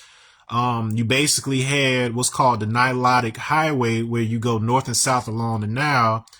You make a right at Alexandria and Cairo in Egypt, and then that takes you on the Silk Road out to Japan. So everywhere from the start of the Nile down near the Congo, near the foot of the Mountain of the Moon, all the way out to indigenous Japan. This is where this lineage exists. And despite making up only 15% of the global population, which is about 400 to 600 million people, it is almost all concentrated, majority among African Americans. This is not an accident. We were rounded up, and then my genetic markers tell that story. We're not the only ones. So the E1, B1 line got divided into an A and a B line. That so it ended up becoming 20% of Ashkenazi Jews. It also ended up in East Germans, aka the Vandals, aka the Andalusians, who you call the Moors. So the Berbers of North Africa and these East Germanic people from Scandinavia who were battling with the Goths in Spain ended up going out of existence more or less after certain defeats from the Europeans, but they mixed and they blended in with the Berbers. And so those quote unquote Moors who went to Spain in 711 CE did so right around the same time. So in 712 CE, in Japan, you get what's called the Kojiki. So the Kojiki is the foundation for all Japanese mythology. The reason this is happening in the same period when the Moors are showing up in Spain is because this was a mimetic programming that was going on worldwide. Nations everywhere, especially in Europe, had fallen into their dark age because they had a situation where they had certain symbols and meanings of scripture and things of that nature that were closely guarded by the priesthood and the elites. And the average person could not read. And so their superstitions got the best of them. And one of the things that explicitly happened in Europe was that they killed all the cats because they thought that the cats were evil and bringing sickness upon them. The irony is that the cats were the only thing that were keeping the bubonic plague at bay.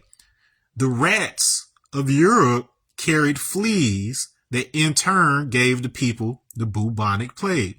So when the Moors showed up, what they were doing was reinstalling the sciences and math that accompanies the religious text so that they could understand the difference between their superstition and what was actually happening on the microscopic level when it came to germs. So they introduced hygiene, they introduced any number of things that first they didn't just come and just try to just clean things up, because you know how it is. Look at the way America is. If you come and you try to tell people that they're doing something wrong, but you're not showing them mathematical proof and fact, they're naturally going to resist and rebel, and they will fight you. They will kill you. When the way that the Moors operated, which is part of this same tribe of Christ lineage, the same thing Jesus was doing, same thing. It's always about clarifying the meanings of the text so that people don't destroy each other over superstition. Telling you exactly how we came to this planet. Not from the sky as in the dome above, but through the Akasha, which is the quantum. So the male aspect, now to differentiate between the female line, the mitochondrial line versus the Y haplogroup line.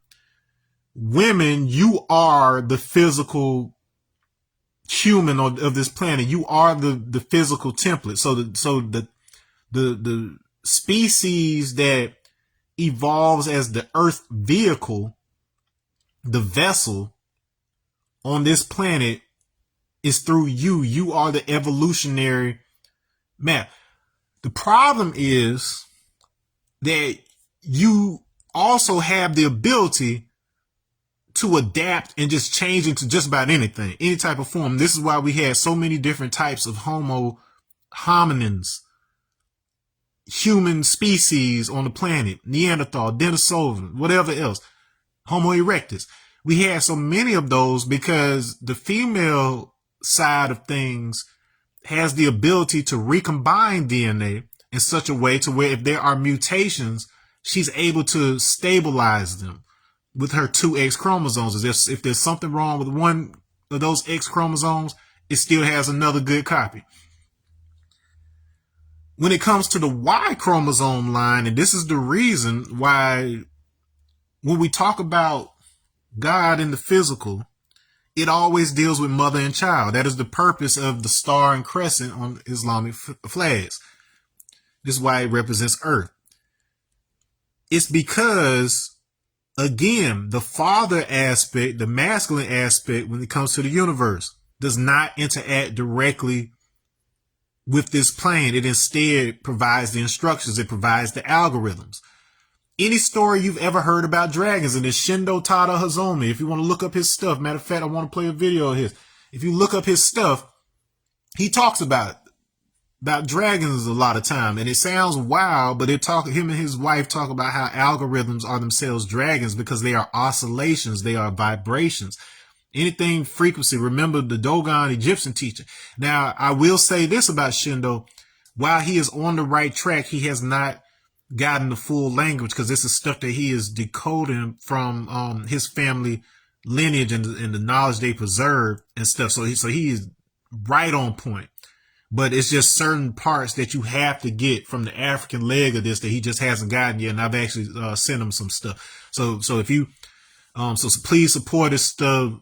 don't dismiss it at all, because he is right on point with it. But check out his stuff. But anyways, so let's get into this tribe. So everything can be tied to the Fong. So the Fong, the evolution of that word, also produces Pong, Dong, Ding, all of these kind of phonemes. And Deneg is the Egyptian word for pygmies, dwarves, and is how they referred to our pygmy ancestors that lived in Central Africa, so in the rainforests of Central Africa. So the forest culture is essentially where the vast majority of us, as the quote unquote lost tribe here in America, come through. So if you understand the story of the Fong Bantu and the way that they resisted and the way that they used stories in order to scare the colonial powers off, and yet they were still sold not just on the transatlantic slave trade, but also in the trans-Saharan. So Muslims and Christians alike wanted them a piece of this Fong, and it's mostly because of our bloodline. So it was an entry point for certain cultures to tap into this line. Now, because of that division in the E line, and I told you it's 15% of the population that carries this bloodline, it's divided into a 10% and a 5%. This is where the concept of the 5% nation and the whole 10%ers and the 85%. So 85% of the population, we say they're blind, deaf, dumb, whatever, but what that really means is, it's not that you're ignorant, but there are certain mutations that happen. So this is where you start getting into the mutant guardian thing, and then you can even overlap with some X-Men stuff, because Stan Lee was himself Ashkenazi Jew, so he's actually part of this bloodline too. That's my revelation for today. But there's been intentional effort to encode what I'm telling you now in these stories. It's no accident that Black Panther comic book precedes the Black Panther Party by about 3 months. These aren't accidents. But what it means is, due to certain stresses that we've had to endure, there are actually, particularly with African Americans, and I've posted about this recently, there is actually genetic mutations that are a direct relation to the environmental stresses of slavery and Jim Crow. They cause rapid mutation that causes our blood to coagulate faster, so that we wouldn't bleed to death from being beaten or injured by using dangerous machines to support the sugar trade in the Caribbean, and the cotton trade in the Americas. So there was actually an evolution that happened there. And there was another one that allows us to process microbials a lot easier. Ironically, that same adaptation is what ended up making us more susceptible to COVID. There was something specific about COVID. And so these are actual changes to our genetic profile that also enabled us to process poor food a little better. So food that's in high salt content and all this artificial stuff and whatever else, we're able to survive in food deserts, mostly because they wouldn't feed us nothing but the scraps when we were over here. Actual genetic, it is a F8A. So there's a couple different ones in that category, but it's essentially F8A. If you want to look these haplogroups up, I'm not making this stuff up. You can look it up yourself. And the irony becomes, when we reconnected with our eastern half, something beautiful ended up happening, and hip hop emerged. It became a vibratory science that allowed us to activate certain aspects of our blood and our physicality, mostly because of how easily it congeals and how easily it filters out foreign agents. Not simply biological foreign agents, but also mimetic agents. So if it seems like Black America is extremely skeptical about things all the time, that's not an accident. It is not just paranoia. It is not just fear. It is a genetic adaptation that allows us to filter out bullshit. Some of us are better at using it than others, but when you couple it with actual training from the East, it allows you to take advantage of the cymatic properties of our blood, which means when we have proper posture, like that which is taught through Shambhavi Mahamudra in Isha Yoga, taught by Sadhguru.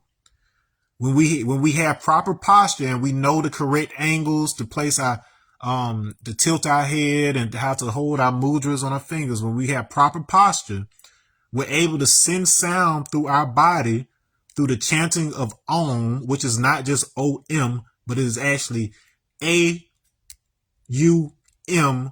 with a nasalized sound. That's something that you have to be initiated into, because if you do not know where to direct that sound in your body so that you can concentrate, you can actually feel where it's vibrating, you will only chant Om as some kind of doctrine type of thing. This is the same thing that happened with the scripture. The Torah and the Quran are intended to be sung because they are vibratory. You only understand it by singing. It's not the interpreted meaning that is the technology. It is the vibratory science behind it that allows you to enact certain effects in the mind and body that are supplemented by the story so that you know what they actually mean. Know that sounds wild, but read the book, watch my other videos where I get into that a little bit more. Now, without further ado, I want to introduce you to Shindo before we go. And I'm going to show you a video that's pretty popular on the gram right now, where he's talking about how anime has been used by their clan to disseminate this information, and specifically names Naruto. Now, mind you, this is something I'm just learning about explicitly within the past couple weeks. But if you know anything about my history, Win Clan, me and my cousins, and how we basically, what we would do is we would read the Naruto comic ahead of it being released in the US. So they would have the Japanese version released first, and then we would read what's called scanlation. So you'd have fans who would get the Japanese version and translate it into English and then release it. And so we would like whole arcs and chapters ahead of America. Like by the time Naruto became an anime here in the States in English, we were already like halfway to the end of the comic. And so so I was shaping the way that Win Clan would move and the things that we would do based on what happened in Naruto that week. And so what ended up happening was I started noticing archetypes in my life. I talk about archetypes in one of my recent videos. And I started noticing, oh, this person kind of acts like this character and that person acts like this character. This is the whole purpose of myths, is to teach you the archetypes so that you understand the programming technology of our actual real life. The reason they call, when they go to war, the place where they fight, they call it a theater. So they have theaters of war. So those periods where they engage in battle. They call it a theater of war, and Shakespeare says the whole world is a stage, because it's literally each of those figureheads, whether it be the president or the emperor of Japan or whoever else, they're playing a character.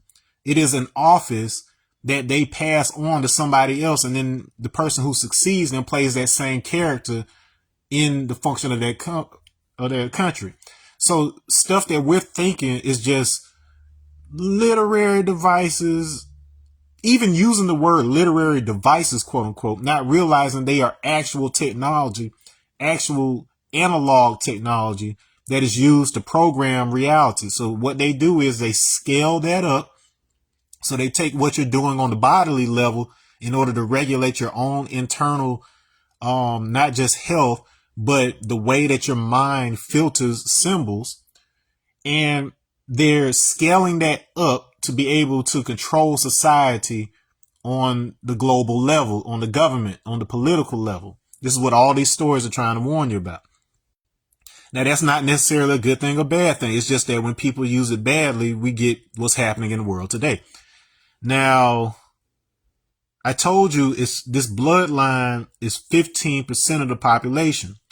Of that, 10%, so that's 2/3 of that 15%, are who we call the bloodsuckers of the poor. They're the people who know this stuff, but they use it to capitalize on the 85% who aren't able to tap into this directly. The 5%, of which I'm a part, and the reason I wear this lovely necklace and its charm, we're called the poor righteous teachers of planet Earth. And so it's our job to teach the 85% what we know. And unfortunately, you have a lot of us who are even still kind of scrambled, but at least with the supreme mathematics and supreme alphabet, we have a interface that at least gets us somewhat on point. And then it's up to us as individuals to piece everything else together through our plus degrees and straighten out the meanings of these things so that we can bring peace between the 5 human families. So it's not a coincidence that you have 5 human families and you have 5 elements that are dealt with in both the Japanese and Chinese systems. Now, without further ado, I'm going to introduce you to the Yatagarasu, 3-legged crow, Japanese secret society, and their involvement with anime and Jesus. My name is Shindo Hizumi of the Hizumi clan, the world's oldest documented and continuous royal shamanic lineage. I want to talk to you today about a secret society of ninja who are behind anime such as Naruto and have been preparing the world for their great disclosure. First, I want you to think about a lot of your favorite anime. They usually feature a protagonist that joins a special secret group that uses magical abilities gained by subduing a volatile power. This is the plot of Naruto, Hunter x Hunter, Tokyo Ghoul, Full Metal Alchemist, Demon Slayer, Claymore, and more. Now, it's common for Hollywood to be discussed as consciously and or unconsciously revealing occult themes that are currently relevant. If we understand this could also be true for Japan, what do you see? Anime and manga are now the second most popular form of media next to American media, and as we could see, the influence of American media is now waning, while the influence of anime is rising. And the message of these anime are often about how there is a story behind even those who are considered evil enemies. Why is this theme of non-duality, reconciliation, and forgiveness coming into the cultural zeitgeist as we head into dynamics of World War III? You might see that there may be a secret society of ninjas whose ninja magic itself has been the export of media that essentially reveals who they are to the world. This secret society is the Yatagarasu of Japan. They are the descendants of the lost tribe of Christ, whose members include Jesus Christ, Lord Krishna, Muhammad of the tribe of Quraysh, and Cyrus or Quraysh the Great, who reached Japan and became the Karasu, aka Yatagarasu, aka 3-legged crow secret society of Japan. My family, the Hizumi clan, wear the Yatagarasu as our family crest to signify we are its royal family. In Japanese, ya means 8, and ta or ata is a term of measurement that is 18 centimeters. So yata can mean 8 times 18, which is 144. Maybe the 144,000 chosen ones of the book of Revelations refer to the Yatagarasu. Maybe we have been recruiting you through anime to join us in this moment of humanity's crisis.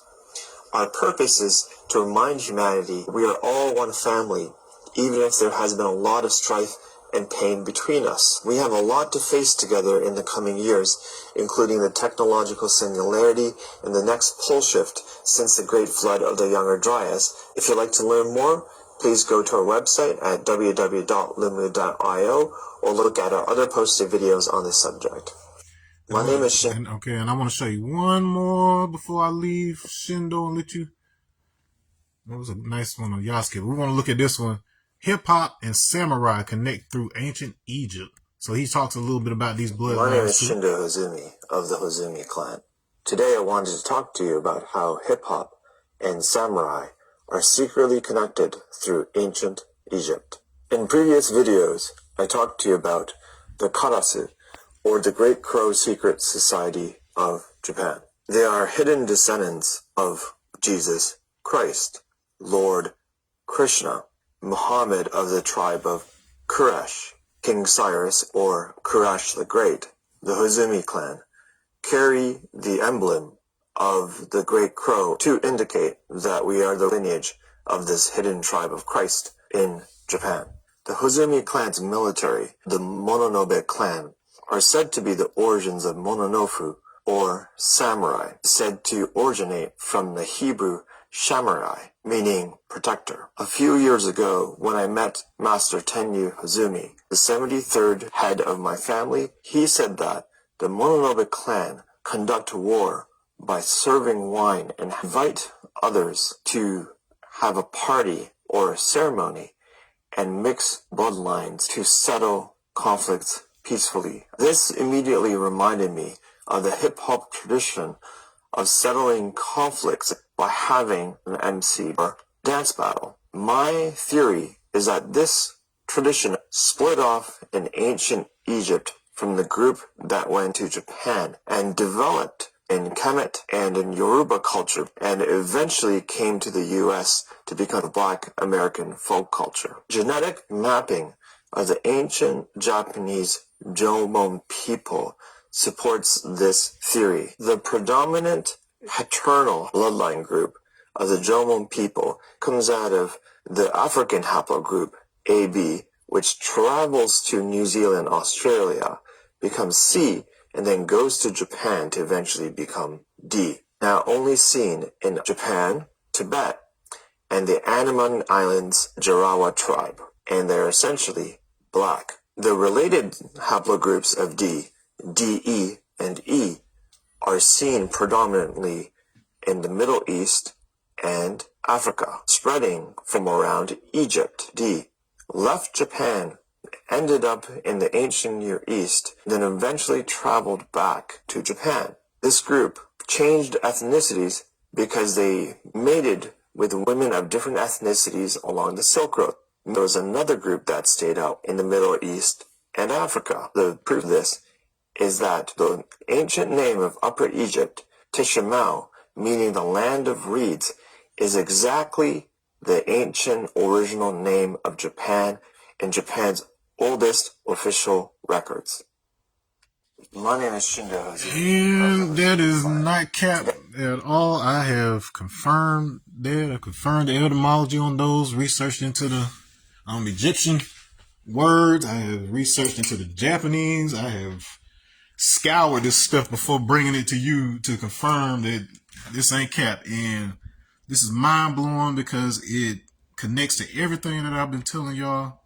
It confirms everything that I have written in that book. And I have the black keys for y'all.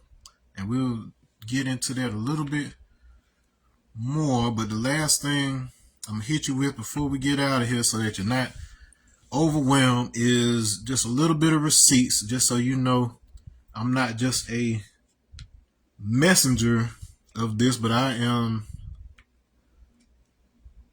one of these so-called individuals, and I won't get into the signs and the birthmarks and the different stuff I found out about recently too that indicate this stuff. But so there's another site. So if you looked at my my DNA workshop video, which I highly suggest you do, and remember these are on YouTube as well. When I get done with this one, I'm gonna download it and have it up probably Friday, if not sooner.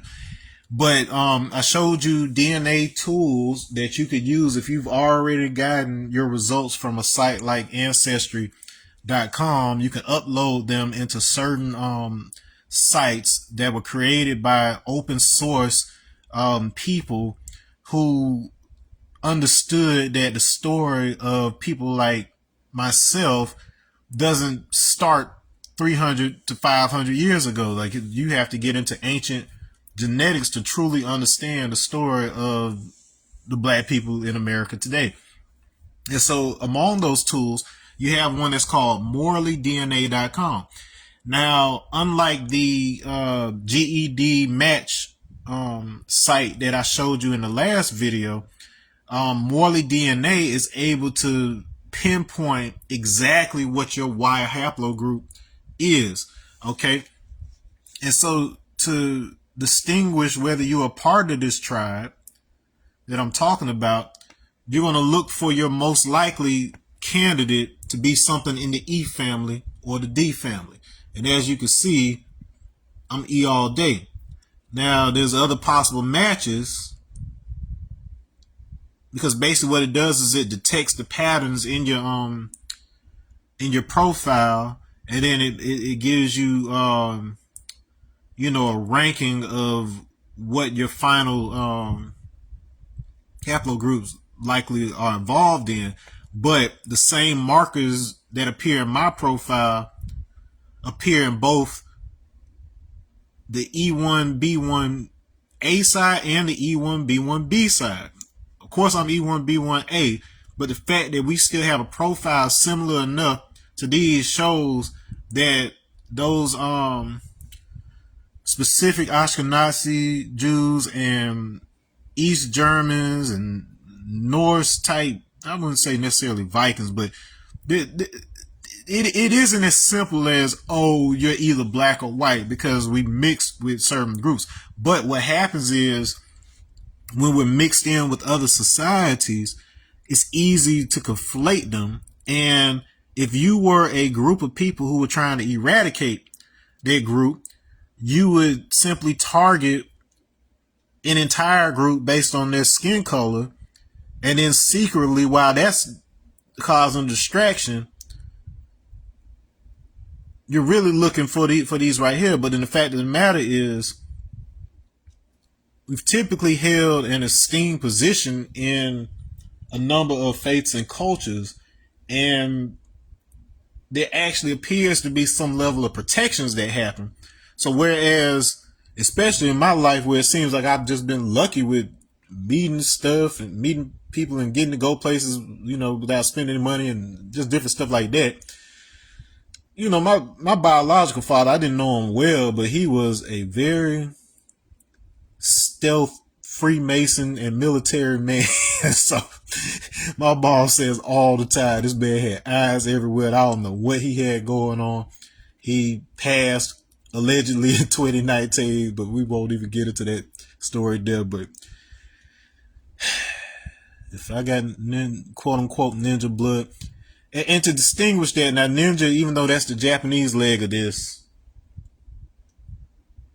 the Ekpe or leopard society in Africa, the Hashasin, which became assassin in the Middle East and wherever else or whatever. These are all different names for this same lineage. By the time you get to the Moors that ruled Europe from 711 CE to 1492, which should sound familiar because that is the year that Grenada, a Moorish settlement, fell, and they started just rounding up people and doing what they do. But it was all so that we could emerge here as the next inheritance of this line.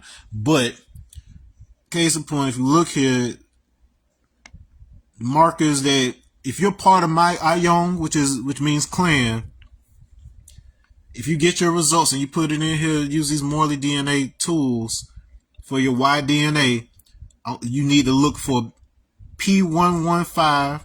So that's EP115 and or E Z1867. At the very least, you want to look for this P115, because if you look back at the previous videos I did, where I demonstrated that within the mathematical recursion that's known as Pascal's triangle, aka Meru Prostata, the spine of that sequence spells a Fong Bantu word, Eboka, which refers to a very powerful herb that is very similar in description and in experience to what becomes the heart-shaped herb in the Black Panther. I'm not saying it gives you superpowers or something like that, but it might as well be due to the effects that it has on the nervous system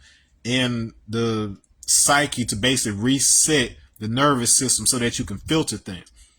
This is going to be very important because everything that's happening with UAP, UFO is very tied to our consciousness and the way we perceive things. So if a signal is sent out in the form of sound and it's strong enough and it's accurate enough, it'll make you actually see something physical. So we'll see the same thing. Like it may look like a craft, it may look like a glowing being or whatever else.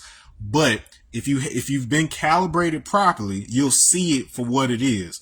And in most cases, it's usually just going to be either something light based or it's just going to appear human at the end of the day. Because at the end of the day, all of these things, we only ever deal with humans. And the only way to be able to filter them, be able to see that we're all family, that we're all ancestors of each other. Now I know that sounds weird, but we're all ancestors of each other because time is non-linear. Unless you've had that proper initiation, we're going to see some wild stuff over the next few decades. I promise you. I don't care what you think about what I'm saying right now. Holler at me when the stuff goes down. Unless, of course, we do what we need to do to get our minimal 10,000 necessary in order to stop the reset from needing to happen. So if anything in this video, if you need to go back, rewatch this however many times you do need to, take notes, do research, do your own videos on it. If you want to be able to support the cause of making sure crazy people aren't running this show. We need to make sure people have the right understanding of the things that they believe in. This is not just stuff I'm making up. I countless times I go through the Bible and I show you what the meanings of words are in their original language and their original intention. Because we don't need new information because it's the information age. What we need is clarification of the information that we have. And then that involves science, math, vibratory resonance. There are ways, the genetics, there are ways for us to pull up the receipts, show the proof that we need in order to be able to build a stable and peaceful society. On that note, I'm going to say peace to y'all. Happy hunting.